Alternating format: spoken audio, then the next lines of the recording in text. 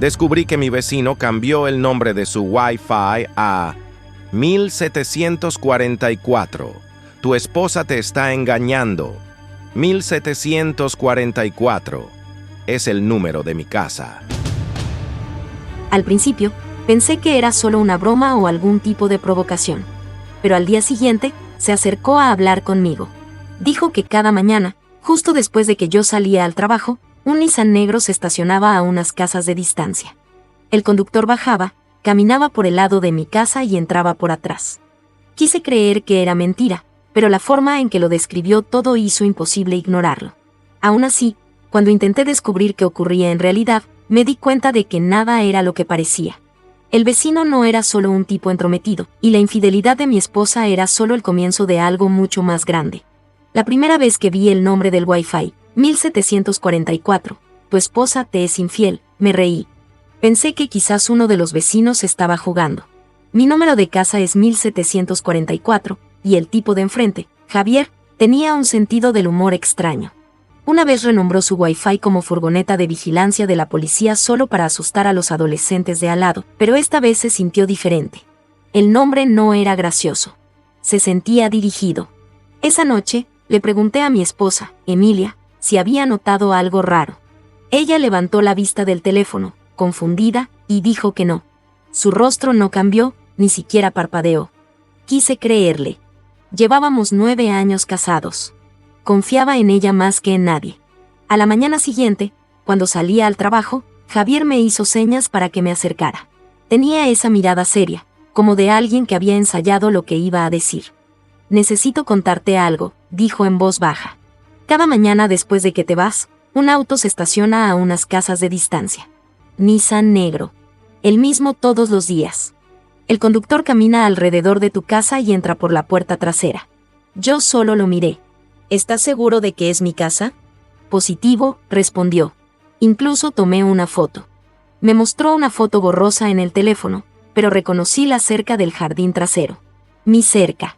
Todo el día en el trabajo no pude concentrarme. Cada vez que mi teléfono vibraba, pensaba que sería un mensaje de Javier con otra foto. No le dije nada a Emilia. Quería verlo por mí mismo. Esa noche, dejé mi auto al final de la cuadra y caminé a casa. Las luces estaban encendidas. Adentro se escuchaba el tenue sonido de música. La lista de reproducción de Emilia. Me arrastré hasta la cerca trasera y esperé. A las 7:42 de la tarde, un Nissan negro entró en la calle. Mi corazón latía tan fuerte que dolía. El auto aminoró la marcha cerca de mi casa, con las luces apagadas. Un hombre bajó. Alto, chaqueta oscura, gorra de béisbol. Fue directo al portón y se deslizó adentro como si lo hubiera hecho cientos de veces. Yo estaba paralizado. No podía moverme.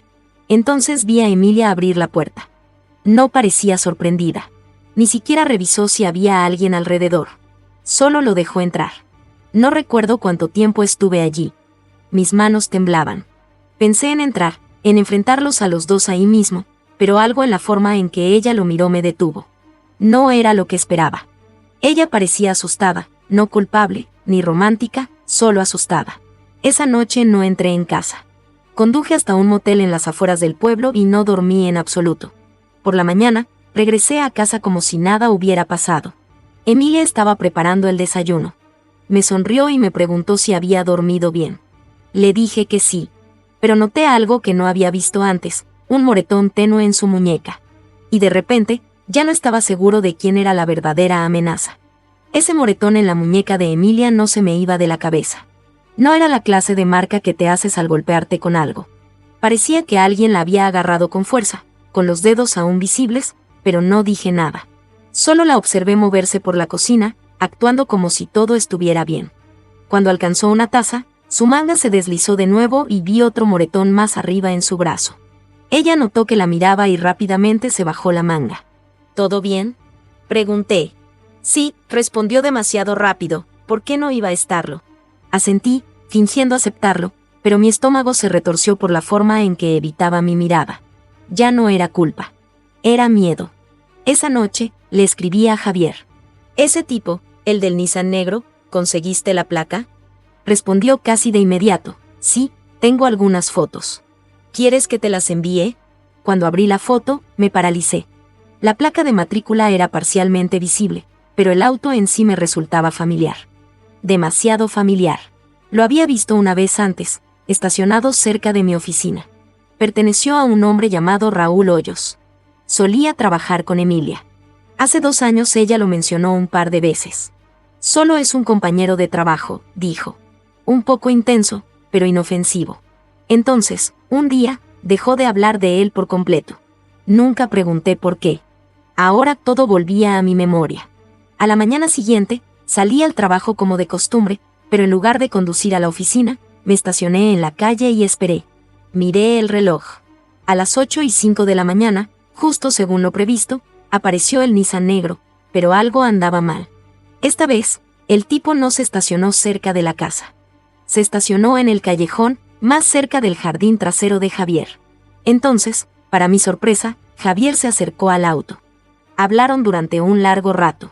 No pude oír lo que decían, pero vi a Javier entregarle algo, un sobre pequeño. El tipo asintió, volvió a su auto y se marchó. ¿Qué diablos estaba pasando? Esa noche confronté a Javier. No le dije que lo había visto con el hombre. Solo le pregunté por qué estaba tan seguro de lo que me había contado. Sus respuestas fueron vagas, demasiado ensayadas. Dijo que solo quería ayudar a un vecino. Entonces dijo algo extraño. Quizás deberías revisar tus cámaras de seguridad. Verás más de lo que crees. Le dije que no tenía cámaras, y él lo sabía. Solo sonrió. Cuando llegué a casa, no podía quitarme sus palabras de la cabeza. Así que empecé a buscar. En cada esquina, cada ángulo de la casa, y detrás del viejo cobertizo, lo encontré. Una pequeña cámara negra medio escondida bajo el alero. Alguien nos había estado vigilando. La desmonté y la conecté a mi laptop. Las imágenes comenzaron automáticamente. Al principio, era normal. Emilia en el jardín, yo cortando el césped, pero entonces lo vi a él, el hombre del Nissan negro, no merodeando, ni forzando la entrada. Estaba de pie con Emilia, entregándole algo, un sobre, igual que el que Javier le había dado antes, y su rostro no estaba asustado esta vez. Parecía furiosa. Señaló hacia la casa de Javier. El hombre giró la cabeza y asintió. Ahí me di cuenta de que me habían engañado. Lo que sea que ocurría entre Javier, Emilia y este tal Raúl, no era una infidelidad. Era otra cosa. Algo que no se suponía que yo viera. Y la advertencia de Javier no era una advertencia en absoluto. Era un cebo. Esa noche no dormí. Reproduje las imágenes una y otra vez hasta que la batería de mi laptop se agotó. Cada vez que veía la expresión de Emilia, me golpeaba de manera diferente. Ella no estaba asustada del hombre. Estaba asustada por algo o por alguien. Por la mañana, decidí actuar como si nada hubiera cambiado. Emilia estaba en la cocina de nuevo, desplazándose por su teléfono, el cabello aún alborotado por el sueño. La besé en la cabeza y le dije que llegaría tarde del trabajo. Ella sonrió, pero la sonrisa no llegó a sus ojos. En lugar de ir a la oficina, conduje hasta la casa de Javier. Su camioneta no estaba, así que revisé alrededor. No estaba seguro de qué buscaba, pero mi instinto me decía que la cámara detrás de mi cobertizo no era la única. Me tomó 15 minutos encontrar otra, escondida detrás de la cerca entre nuestros jardines, apuntando directamente a nuestra puerta trasera. Eso fue suficiente. Cuando Javier llegó a casa esa tarde, lo estaba esperando en su entrada. Pareció sorprendido, pero no asustado, casi como si me hubiera estado esperando. «¿Has estado grabando mi casa?», le dije. No lo negó. Solo se encogió de hombros. «Deberías agradecerme. Te he estado manteniendo a salvo». «¿A salvo de qué?». Miró alrededor, bajando la voz. «De ella. De quien sea con quien esté trabajando». Sonaba demente. Casi me reí, pero entonces recordé las imágenes, el sobre, la forma en que Emilia señaló su casa. «¿De qué estás hablando?», pregunté. Él se inclinó. «¿Crees que ese tipo es su novio?». «No lo es. Es un solucionador. Trabaja para alguien que no quieres conocer. Emilia está metida hasta el fondo, amigo. La llevo observando durante meses». Sentí que se me retorcía el estómago. «¿Estás diciendo que mi esposa es una criminal?». Me miró directamente a los ojos. «Digo que le están usando y que ahora te están usando a ti también». Quise alejarme, pero algo en su tono me paralizó. No se regodeaba. Parecía cansado, paranoico, desesperado por que le creyeran. «¿Por qué tú?», pregunté. ¿Por qué estás involucrado? Vaciló, luego suspiró. Porque yo también trabajaba para la misma gente. Esa fue la primera vez que sentí miedo real. Me fui sin decir otra palabra. Cuando llegué a casa, Emilia me esperaba en la puerta. ¿Dónde estabas?, preguntó, con voz cortante. Solo hablando con Javier, dije con cuidado. Su rostro se puso pálido. ¿Qué te dijo? No respondí. Fue entonces cuando noté su teléfono en la mano y el reflejo de la aplicación de cámara en vivo en la pantalla. Estaba viendo la transmisión del jardín en tiempo real. Emilia, dije lentamente, ¿desde cuándo hay cámaras en nuestra propiedad? Pareció acorralada. No lo entiendes. No es lo que crees. Entonces explícalo. Cerró los ojos por un segundo. Cuando los abrió, temblaba. Me obligaron a hacerlo. No tuve opción. Si no cooperaba, dijeron que irían tras de ti. Mi pulso se aceleró. ¿Quiénes son ellos? No respondió de inmediato. Solo miró hacia la ventana, luego de vuelta a mí. Necesitas confiar en mí, ¿de acuerdo? Esta noche, cuando salgas al trabajo, no te vayas. Quédate escondido. Observa lo que pasa. Luego susurró, casi demasiado bajo para oír, y sea lo que sea que veas, no lo detengas. Ese fue el momento en que me di cuenta de que Javier no era el único que observaba. Todos estábamos siendo vigilados. Todo ese día, no pude concentrarme en nada. Cada sonido me hacía saltar. Cada notificación del teléfono se sentía como una advertencia. Emilia actuaba con normalidad, pero notaba que estaba nerviosa. No dejaba de revisar las ventanas, bloqueando su teléfono cada vez que me acercaba. A las 7:30 de la tarde, estacioné mi auto en la calle como siempre, pero en lugar de irme al trabajo, regresé a pie. Encontré un lugar detrás del cobertizo desde donde podía ver la parte trasera de la casa. Exactamente a las 8, el Nissan negro apareció de nuevo. Mi pecho se oprimió. El conductor bajó. Raúl Hoyos, el mismo tipo de los videos. Esta vez no se escabulló. Caminó directo a la puerta trasera, seguro, como si fuera el dueño del lugar. Emilia la abrió de inmediato. Su rostro parecía tenso pero controlado. Lo dejó entrar, luego cerró la puerta tras de ellos. Esperé. 5 minutos, 10, nada. Entonces noté movimiento. Alguien más salía del jardín de Javier. Él mismo. Esta vez no miraba hacia mi casa. Miraba hacia el Nissan. Abrió la puerta del conductor y empezó a registrar dentro. Encontró algo, lo sacó, un teléfono, creo, y empezó a desplazarse. Entonces, de repente, la voz de Emilia resonó desde dentro de la casa. No pude oír las palabras, pero noté que gritaba. Javier se paralizó. Segundos después, la puerta trasera se abrió de golpe. Emilia salió, su rostro pálido, temblando. Raúl la seguía, sosteniendo una pequeña maleta negra. Se detuvieron cuando vieron a Javier cerca del auto. La voz de Emilia se quebró. ¿Qué estás haciendo? Javier no respondió. Solo señaló a Raúl. No deberías haberlo traído aquí. Raúl sonrió con desdén. Todavía jugando al héroe del vecindario, ¿eh? Me quedé escondido, pero cada instinto me gritaba que saliera corriendo. Javier se acercó, su voz baja pero firme. No te vas a ir con esa maleta. Raúl negó con la cabeza. ¿Crees que puedes detenerme? Antes de que pudiera moverme, Raúl empujó a Emilia a un lado y lanzó un golpe a Javier. Forcejearon cerca de la cerca, la maleta golpeando el suelo con un ruido sordo. Emilia corrió para agarrarla, pero Javier le bloqueó el camino. No, gritó, ni siquiera sabes qué hay dentro. Entonces, los faros de un auto iluminaron la calle. Una camioneta negra se detuvo en silencio. Sin placas. 2 hombres bajaron, ambos vestidos con ropa oscura. No gritaron. No hicieron preguntas. Simplemente empezaron a caminar hacia el jardín trasero. Fue entonces cuando Emilia gritó, «¡Nos encontraron!». Javier se giró hacia mí. Ni siquiera me había dado cuenta de que había salido de detrás del cobertizo. Sus ojos se encontraron con los míos, muy abiertos y urgentes. «Llévala y vete». Agarré a Emilia del brazo y la arrastré hacia el callejón. Detrás de nosotros, escuché gritos, luego un fuerte choque. Corrimos hasta que me ardieron los pulmones. No nos detuvimos hasta llegar a la siguiente cuadra, escondiéndonos detrás de una camioneta estacionada. Emilia temblaba tan fuerte que no podía hablar. Finalmente, susurró. No se suponía que vinieran esta noche. ¿Quiénes son, Emilia? Pregunté sin aliento. Vaciló. Trabajan para la misma gente para la que trabajaba Javier, los que me obligaron a instalar las cámaras. Creen que tengo algo que les pertenece. ¿La maleta? Asintió. No es dinero. Es información. Archivos, nombres. Mi mente iba a mil. Javier dijo que intentaba protegernos. Lo estaba, pero ahora es demasiado tarde. Desde el fondo de la calle, oímos arrancar motores. La camioneta y el Nissan se habían ido. La casa de Javier estaba oscura. Completamente oscura. Emilia me miró, con la voz temblorosa. Tenemos que desaparecer antes de que se den cuenta de que no estamos ahí. Miré hacia la casa que antes me parecía segura, y por primera vez, supe que nada de mi vida era real. No hicimos maletas.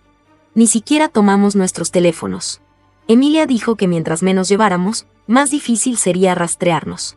Salimos por el callejón, cruzamos 2 cuadras y caminamos hasta que las calles se volvieron más silenciosas y vacías. Me llevó a una vieja gasolinera cerca de la carretera. El cajero apenas nos miró cuando pidió las llaves del baño. Adentro, abrió la maleta negra. No era dinero ni drogas.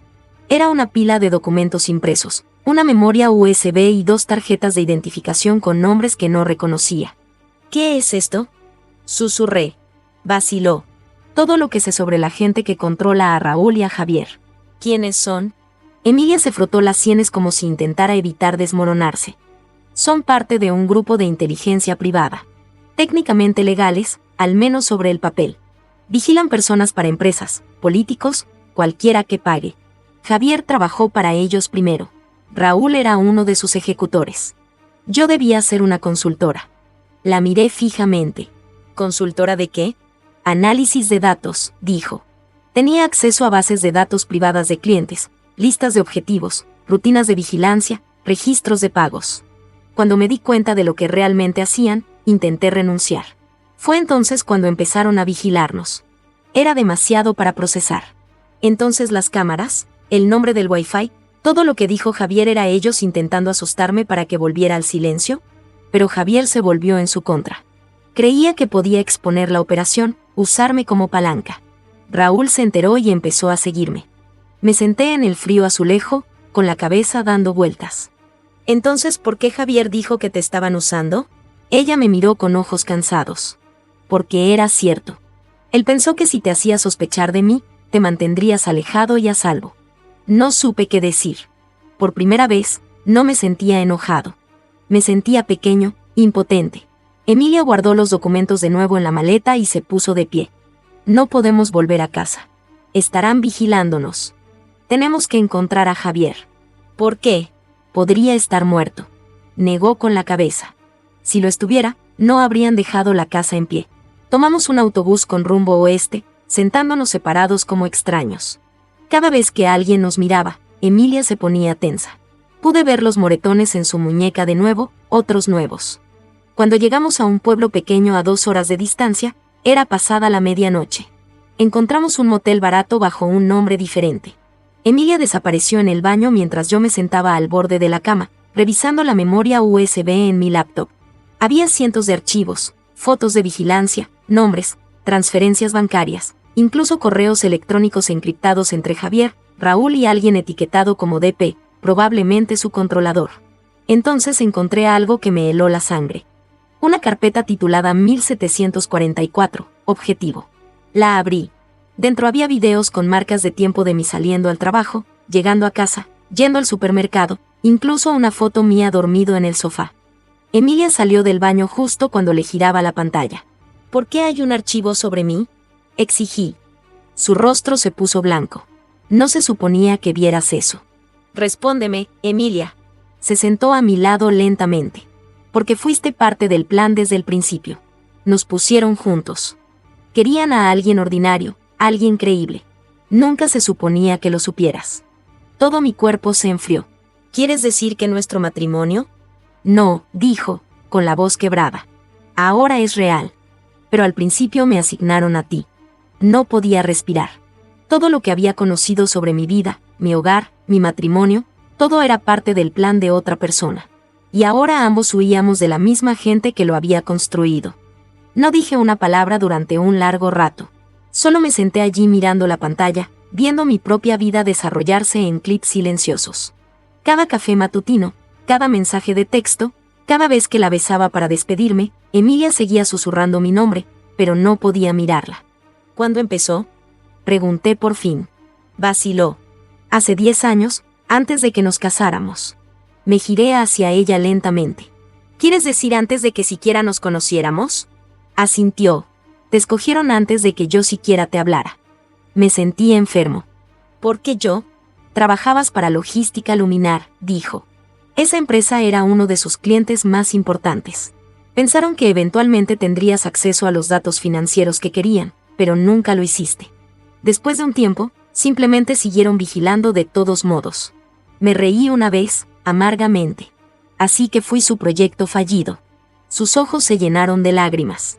No, fuiste lo único que hice bien.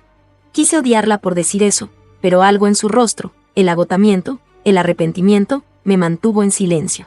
Ella no era la misma mujer con la que me había casado, pero tampoco era el monstruo que había imaginado. Estaba atrapada en algo que nos había tragado a los dos por completo. Cuando el sol empezó a salir, abrí la memoria USB de nuevo. Quería respuestas, algo que tuviera sentido. Encontré un último archivo enterrado bajo capas de carpetas. Estaba etiquetado como protocolo línea roja activo. Dentro había una lista de direcciones y fechas. Todas recientes. La mía estaba en la parte superior. La dirección de Javier era la segunda, y debajo de la suya vi una entrada más. Raúl Hoyos. Eliminado. ¿Eliminado?, dije en voz alta. Emilia se inclinó sobre mi hombro. Su voz bajó. Eso significa que está muerto. La miré. Dijiste que vinieron por nosotros anoche. Vinieron por la maleta, dijo en voz baja.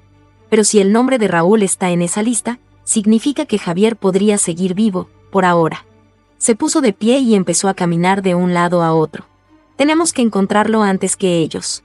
¿Por dónde empezamos siquiera? Sacó una de las tarjetas de identificación de la maleta y me la entregó. Esta mujer, dijo, Diana Peralta. Solía dirigir las comunicaciones para ellos. Se fue hace 3 años, cambió de nombre, se mudó cerca de la frontera estatal. Javier me dijo una vez que si algo salía mal, ella sabría qué hacer. Dejamos el motel antes de que nadie más estuviera despierto. Emilia encontró un lote de autos usados que no pedía identificaciones, pagó en efectivo por un sedán gris golpeado y me dijo que manejara. Horas después, entramos en otro condado. Las señales de tráfico parecían desconocidas, pero Emilia parecía saber a dónde iba. Finalmente, me dijo que me detuviera cerca de un restaurante abandonado. Vive a unos kilómetros por ese camino, dijo Emilia. Pero antes de ir, metió la mano en su bolsillo y me entregó una llave metálica pequeña. ¿Qué es esto? La copia de seguridad, dijo. Si me pasa algo, llévasela a Diana. Dile que todavía está activa. Emilia, para. Ella me miró a los ojos. Tienes que entender. Una vez que vayamos allí, no hay vuelta atrás. Antes de que pudiera responder, aparecieron faros detrás de nosotros. 2 vehículos que se movían rápido. El rostro de Emilia perdió el color. Nos encontraron. Puse el auto en marcha y aceleré a fondo. Los neumáticos chirriaron mientras acelerábamos por el camino estrecho. La gravilla salpicaba detrás de nosotros. Los autos nos seguían, acercándose rápidamente. Emilia respiraba con dificultad, con la mano agarrando el tablero. No se detendrán, dijo. Ahora nos llevarán a los dos. Entonces dime qué hay en esa memoria, Emilia. Grité. Su voz temblaba. Prueba de que el protocolo línea roja no es solo vigilancia, es eliminación. Todos en esa lista están marcados para desaparecer. ¿Y yo estoy en la parte superior? Ella asintió una vez. Porque se suponía que no debías enterarte, y ahora lo hiciste. El espejo retrovisor se llenó de faros. Pude ver a un hombre asomándose por la ventana del auto principal, apuntando algo metálico. No era un arma, sino algún tipo de dispositivo de rastreo. Aguanta, dije, girando bruscamente hacia un camino de tierra. El auto rebotó violentamente. Golpeamos un bache y la maleta se deslizó al suelo, abriéndose. Los papeles se esparcieron y algo se cayó. Un pequeño chip de rastreo negro, parpadeando en rojo. No nos habían encontrado. Lo habíamos estado cargando con nosotros todo el tiempo. La luz roja parpadeante se sintió más fuerte que el sonido del motor. Emilia la vio al mismo tiempo que yo. Maldijo en voz baja, agarró el chip e intentó aplastarlo en su mano, pero era de metal, no de plástico. «Tíralo por la ventana», grité. Lo hizo. Rebotó en el camino y desapareció entre los árboles, pero el daño estaba hecho. Ya tenía nuestra ubicación. Un segundo después, los faros detrás de nosotros se separaron. Un auto se quedó en el camino. El otro se desvió hacia la tierra, intentando cortarnos el paso. Emilia, grité. ¿Qué camino? Izquierda. Giré con fuerza. Los neumáticos patinaron, la gravilla salpicó por todas partes. Aceleramos por un sendero estrecho entre árboles hasta que el camino desapareció por completo. El auto derrapó, pero de alguna manera mantuve el control.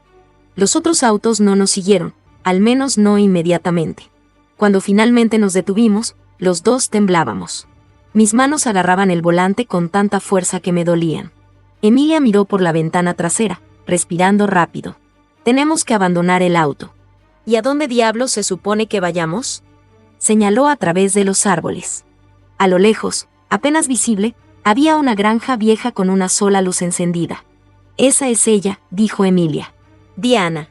Corrimos el resto del camino a pie. El aire olía a polvo y lluvia. Mi corazón latía tan fuerte que podía sentirlo en la garganta. Cuando llegamos al porche, Emilia tocó 3 veces, hizo una pausa, luego 2 veces más, como una especie de código. Después de unos segundos, la puerta se abrió una rendija. Una mujer de unos 50 años estaba allí, con una camisa de franela holgada y sosteniendo un pequeño revólver. Emilia, dijo secamente. No debías venir aquí. No tuve opción, dijo Emilia. Activaron línea roja. La mirada de la mujer se posó en mí. Y él es el objetivo. Ya no, dijo Emilia. Ahora van tras los dos. Diana bajó el arma, pero no pareció aliviada. Entren ahora. La granja parecía normal al principio. Muebles viejos, pilas de papeles, un leve olor a aceite y café. Pero en la esquina de la sala, vi 3 monitores de computadora ejecutando código que ni siquiera podía leer. Emilia le entregó la memoria USB y la llave metálica. Todo está aquí. Diana la conectó a una de las máquinas. En segundos, la pantalla se llenó de texto rojo y símbolos de advertencia. Frunció el ceño. Trajiste el nodo activo. ¿Qué significa eso? Pregunté. Diana me ignoró. Si esto todavía está transmitiendo, pueden rastrearlo a cualquier lugar dentro de un radio de 100 millas. Emilia se paralizó. Creí que lo había desactivado. Pensaste mal. Diana agarró un pequeño dispositivo de su escritorio, un bloqueador quizás, y lo encendió. Tenemos 15 minutos, quizás menos, antes de que triangulen este lugar. ¿Puedes eliminarlo? Preguntó Emilia. Puedo hacer algo mejor, dijo Diana, escribiendo rápido. Puedo filtrarlo. Los ojos de Emilia se abrieron de par en par. No puedes. Nos matarán. De todos modos te matarán, dijo Diana. Al menos así será público. Una vez que los datos estén afuera, línea roja habrá terminado. Observé a las dos discutir mientras las pantallas parpadeaban. Mi cabeza daba vueltas. No entendía la mitad de lo que decían, pero sabía una cosa. Lo que sea que hubiera en esa memoria, era lo suficientemente grande como para que mataran gente. De repente, uno de los monitores emitió un pitido. Un nuevo mensaje apareció. Conexión detectada. Fuente 1744. El rostro de Diana se puso pálido. Están en el sistema. Antes de que pudiéramos reaccionar, faros iluminaron afuera de la ventana. Múltiples vehículos. Emilia agarró mi brazo. Tenemos que irnos. Diana no dejó de escribir. Vayan, yo terminaré esto. Morirás si te quedas, dijo Emilia. Diana la miró con una calma extraña. Ya morí una vez cuando dejé ese mundo. Vayan. Salimos corriendo por la puerta trasera justo cuando los motores rugían en el camino de entrada. Me giré una vez, vi hombres con equipo táctico corriendo hacia el porche, y luego estábamos corriendo por los campos, el sonido de gritos y vidrios rompiéndose resonando detrás de nosotros. Un destello de luz explotó desde la casa, luego otro. Emilia me tiró al suelo, cubriéndose la cabeza. La explosión me dejó sin aliento. Cuando miré hacia arriba de nuevo, la granja estaba en llamas. Sin movimiento, sin Diana. La voz de Emilia se quebró. Debió haber activado la filtración. Miré la casa ardiendo. ¿Y ahora qué pasa? Ella se giró hacia mí, su rostro iluminado por las llamas. Ahora el mundo entero sabrá que es línea roja. A lo lejos, ya podía oír sirenas. Pero detrás de las sirenas, tenue y constante, otro sonido. Helicópteros. Emilia me miró, los ojos llenos de miedo. No vienen a ayudarnos. Vienen a eliminarnos. No dejamos de correr hasta que las llamas eran solo un tenue resplandor naranja detrás de nosotros. Mis piernas temblaban, los pulmones me ardían, pero Emilia siguió avanzando. Ni siquiera miró atrás una vez. Cuando finalmente llegamos al borde de los campos, había un granero viejo medio derrumbado. Nos deslizamos adentro y nos escondimos detrás de una pila de cajas rotas. Todavía podía oír el helicóptero circulando en la distancia. Emilia se sentó pesadamente, todo su cuerpo temblando. Si Diana subió los archivos, intentarán matar la señal antes de que se propague. Eso nos da quizás una hora. Intenté recuperar el aliento. ¿Y después de eso? Ella me miró. Después de eso, irán por todos los que están en esa lista. Intentarán limpiar. Ya no tenía palabras. Mi vida se había convertido en algo que apenas reconocía. Metió la mano en su bolsillo y sacó un pequeño trozo de papel doblado, manchado de tierra. Tomé esto del escritorio de Diana. Dijo que es una lista de códigos de contacto de emergencia. Si tenía razón, alguien fuera de la red todavía podría estar vigilándolos. Un periodista, un denunciante, no lo sé. ¿Crees que podemos confiar en ellos? Soltó una risa seca. No tenemos opción. Miré el papel. Había coordenadas, un nombre, M. Lima, y una hora. 6:45 de la mañana. Eso es en menos de 2 horas, dije. Ella asintió. Entonces corremos. Dejamos el granero cuando todavía estaba oscuro. El aire olía a humo del incendio. Cada vez que creía oír un auto, nos agachábamos entre los árboles. Emilia se movía rápido, como si ya lo hubiera hecho antes. Quizás lo había hecho. Cuando el cielo empezó a ponerse gris, llegamos a una estación de servicio vacía cerca de la carretera. Un teléfono público solitario colgaba en la pared, del tipo que ya no se ve. Emilia lo tomó y empezó a marcar uno de los números de la lista. Sonó una vez, 2, luego alguien respondió. Lima. La voz de Emilia era baja. Diana ya no está. Los protocolos están activos. Hubo una pausa, luego un suspiro. No deberías haber llamado a esta línea. Ella me dijo que lo hiciera. ¿Dónde estás? Emilia vaciló, mirándome. Yo negué con la cabeza. Cerca de la ruta 17, con rumbo este. Yo los encuentro, dijo la voz. Luego la línea se cortó. Colgó y se apoyó contra la pared. Si todavía está de nuestro lado, quizás tengamos una oportunidad. ¿Y si no lo está? Ella me miró en silencio. Entonces esto termina esta noche. Por un momento, sintió como si el mundo se ralentizara. El estacionamiento estaba vacío. El aire, quieto. Entonces, en el reflejo del vidrio del teléfono, vi movimiento. Una camioneta negra deteniéndose detrás de nosotros. Emilia, susurré. Ella se giró. Sus ojos se abrieron de par en par. La puerta del pasajero se abrió y un hombre bajó. Arreglado, de unos 40 y tantos, tranquilo, sin sacar un arma. Levantó las manos ligeramente, como para mostrar que no era una amenaza. Soy Lima, dijo. Diana me envió antes de la filtración. Emilia no se movió. Demuéstralo. Metió la mano en su chaqueta y sacó una pequeña memoria USB idéntica a la nuestra, excepto que la suya estaba quemada en los bordes. Línea roja quemó esta hace 3 años, dijo. Ella me dijo que si una mujer llamada Emilia aparecía con otra memoria, significaba que no había terminado. No confiaba en él, pero Emilia bajó la guardia. Entonces sabes lo que viene. Asintió. También sé que ya no pueden seguir huyendo. Una vez que esos datos se hagan públicos, borrarán todo cabo suelto. Eso los incluye a ustedes. ¿Qué quiere de nosotros? Pregunté. Quiero que me ayuden a terminarlo, dijo. Diana no consiguió sacar todo. Los nodos activos todavía transmiten desde una fuente. Su casa. 1744. Sentí que el suelo se abría bajo mis pies. ¿Nuestra casa?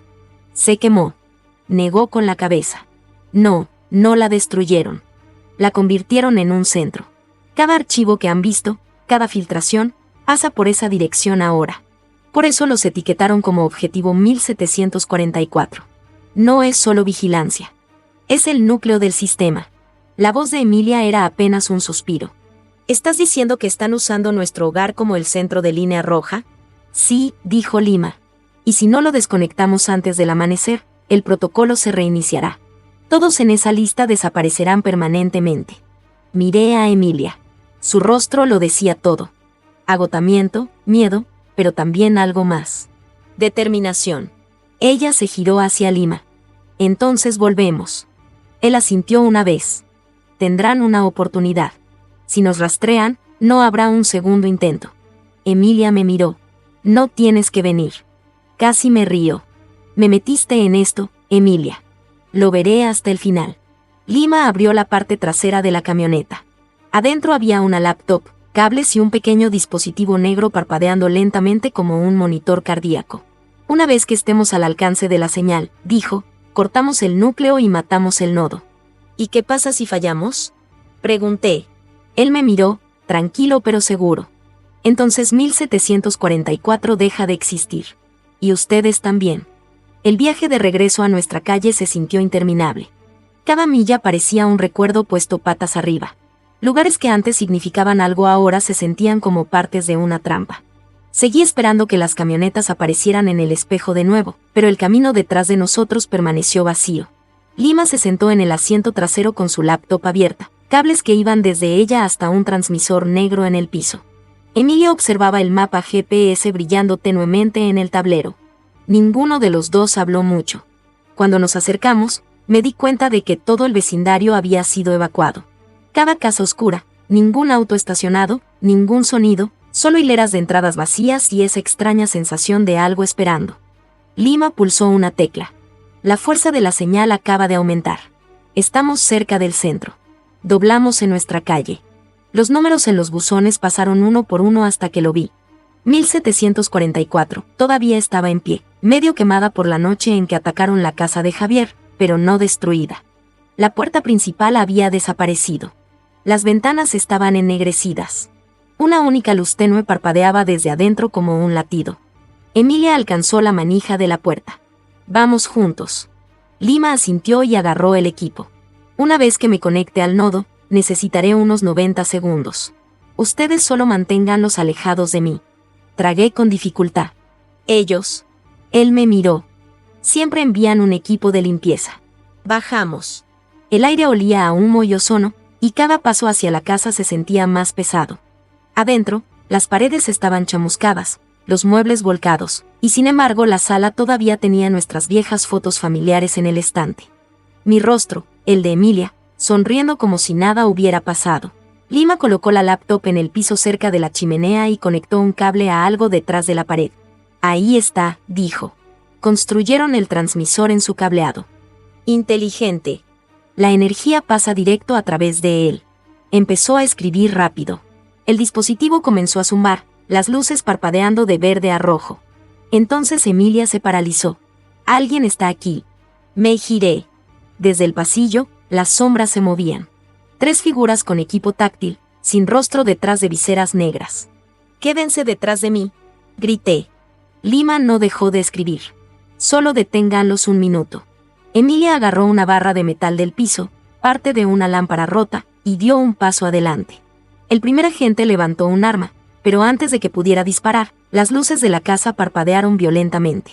Lima gritó, «Pulso electromagnético en 10 segundos». «Espera, ¿qué?», grité. «Agáchense». La explosión golpeó como un trueno. Cada luz, cada teléfono, cada pieza de tecnología se apagó en un instante. Los agentes tambalearon, sus viseras chispeando antes de apagarse por completo. Cuando el ruido se desvaneció, Lima respiraba con dificultad, mirando su pantalla. «Estamos dentro», dijo. «Los servidores de línea roja están abiertos». Emilia se agachó a su lado. «Elimínalo», negó con la cabeza. «No puedo. Está activo en múltiples réplicas. La única forma de detenerlo es con una sobrecarga total». «¿Significa?», pregunté. Él levantó la vista. «Quemamos todo lo conectado a ello. Esta casa incluida». Emilia no dudó. «Hazlo». Comenzó la secuencia. En la pantalla, cadenas de código se desplazaban más y más rápido, líneas de texto destellando. «Comando borrar aceptado». Entonces la pantalla se congeló. Otro mensaje apareció. «Anulación. Acceso DP detectado». La voz de Emilia se quebró. «Diana». Lima frunció el ceño. «Imposible. Ya no está». Pero el sistema siguió escribiendo por sí mismo. «Protocolo de seguridad». Ejecución manual requerida. Él me miró. Está pidiendo una confirmación biométrica. El objetivo original. Me di cuenta de lo que eso significaba antes de que lo dijera. Lima asintió. Tiene que reconocer tu firma. Sin ti, reiniciará la red. Emilia me agarró del brazo. Si haces esto, podría matarte a ti también. Miré alrededor de la casa, nuestra casa, y sentí el peso de cada mentira, cada momento que nos llevó hasta aquí. Entonces, terminémoslo de una vez. Lima posicionó el escáner. Coloca tu mano aquí y manténla hasta que la pantalla se ponga negra. Lo hice. La almohadilla ardía caliente contra mi palma, luego más caliente hasta que se sintió como fuego. Podía oír a los sistemas forcejeando, chispas saltando de los cables. Emilia gritaba algo, pero todo lo que podía ver era la pantalla. Línea tras línea desapareciendo hasta que no quedó nada. Entonces todo se volvió silencioso. El zumbido se detuvo. Las luces rojas se apagaron. El olor a plástico quemado llenó la habitación. Lima miró la pantalla en blanco. Está hecho, dijo en voz baja. Línea roja ha terminado. Emilia se giró hacia mí, con lágrimas en los ojos. Lo lograste. Antes de que pudiera responder, las paredes temblaron. Un retumbo bajo rodó por el piso. Entonces toda la casa se iluminó desde adentro. ¡Corran!, gritó Lima. Apenas logramos salir antes de que llegara la explosión. La explosión nos arrojó a la calle. Cuando miré hacia atrás, 1744 estaba envuelta en llamas, de verdad esta vez. Emilia se arrastró hacia mí, tosiendo. ¿Estás bien? Creo que sí. Ella sonrió débilmente. Entonces se acabó. Lima se incorporó, mirando la casa arder. Quizás. Pero si Diana realmente todavía estaba en su sistema. No terminó la frase porque en ese exacto momento, mi teléfono, el que creía muerto, vibró una vez en mi bolsillo. Una sola notificación apareció en la pantalla agrietada. Nueva red detectada. 1745, conexión restaurada. Durante un largo segundo, ninguno de nosotros se movió. El mensaje en la pantalla agrietada seguía pulsando. Conexión 1745 restaurada. Lima fue el primero en hablar. Saltó de nodo, dijo en voz baja. Está buscando una nueva dirección. Emilia agarró mi teléfono, con los dedos temblando. Está eligiendo la siguiente casa, el siguiente objetivo. Lima asintió. Así es como sobrevive. Quemas un nodo, migra a la señal más cercana. Los tres nos quedamos en medio de la calle, viendo lo que quedaba de 1744 derrumbarse. Los camiones de bomberos estaban en alguna parte en la distancia, pero ninguna sirena se acercaba. Se sentía como si el mundo pretendiera que este lugar ya no existía. Emilia miró hacia arriba y susurró. ¿Quién vive en el 1745? Me giré. La casa de al lado estaba oscura, las persianas cerradas, un letrero de se vende todavía en el jardín. Nadie, dije. Lima negó con la cabeza. Entonces está esperando a que alguien nuevo se mude. Metió la mano en su chaqueta y me entregó una memoria pequeña. Esta es una llave muerta. Mantiene todo lo que esté dentro de 100 pies fuera de la red. Úsenla. No se queden en un lugar por demasiado tiempo. ¿Y tú?, pregunté. Él miró de vuelta a las llamas. Intentaré rastrear a dónde saltó. Si no puedo encontrarlo, al menos puedo hacer ruido. Mantenerlos ocupados. Emilia le agarró del brazo.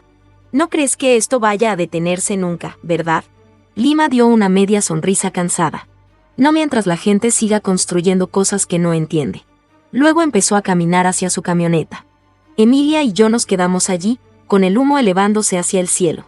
No sabía qué se suponía que debíamos hacer después. Todo lo que poseíamos se había ido. Cada registro de quienes éramos se quemó con esa casa. Finalmente, ella dijo, vámonos. Caminamos hasta el amanecer, más allá de las barricadas policiales, más allá de las luces intermitentes que pretendían significar seguridad.